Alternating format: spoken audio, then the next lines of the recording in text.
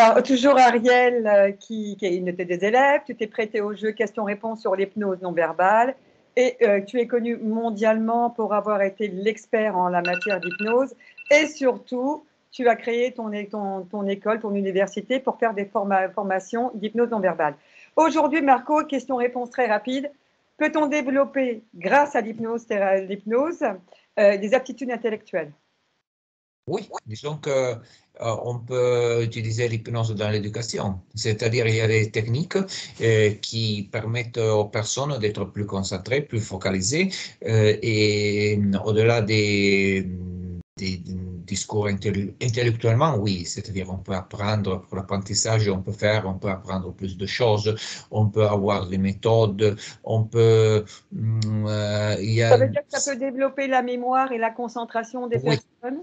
Tu parles absolument. aussi pour les enfants, les ados qui Oui. peuvent venir nous consulter. Tu sais, bien souvent, ils ont un problème. Et ça, on peut le gérer. Oui, et en plus, on peut leur donner aussi une façon de travail qui permet à une personne d'apprendre mieux. Et sur ça, oui, l'hypnose, on peut apprendre une langue plus rapidement.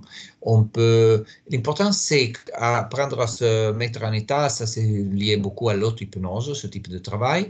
Et à ce point-là, avec l'auto-hypnose, après, dans l'hypnose non verbale, on utilise aussi d'autres techniques qui aident aussi un petit peu l'esprit à se réveiller et être plus focalisé. Mais dans tous les cas, tout type d'hypnose confondu, l'hypnose, c'est un état d'apprentissage. Parce qu'en réalité, on doit penser, on voit l'hypnose, par exemple, qu'une personne qui fumait laisse à côté le tabac. Et une personne peut demander pourquoi.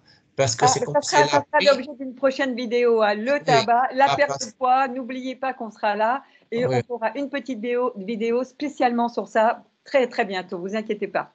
oui, mais pratiquement, la personne laisse de côté le tabac parce qu'en réalité, la personne apprend une nouvelle façon de faire. C'est ça. Et on arrive à libérer des blocages de plein de choses. Alors, on peut changer beaucoup de choses. Et disons, c'est apprendre l'état et ça donne des résultats très rapides. Alors, c'est aussi bien pour de se développer intellectuellement que physiquement. C'est ça que tu veux dire aussi? On peut aussi Physiquement, développer des…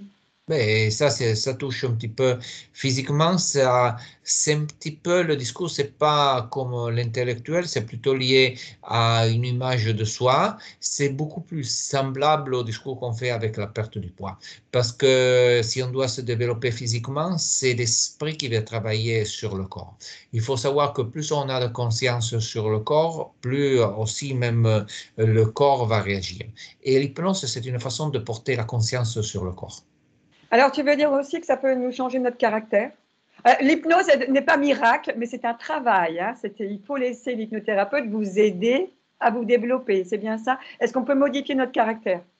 Oui, mais si on le prend avec l'esprit du sportif, c'est-à-dire un sportif va faire l'hypnose, non parce qu'il pense que l'hypnose va substituer l'entraînement, mais pour rajouter à l'entraînement. Si vous faites comme ça, vous allez toujours obtenir les meilleurs résultats avec l'hypnose.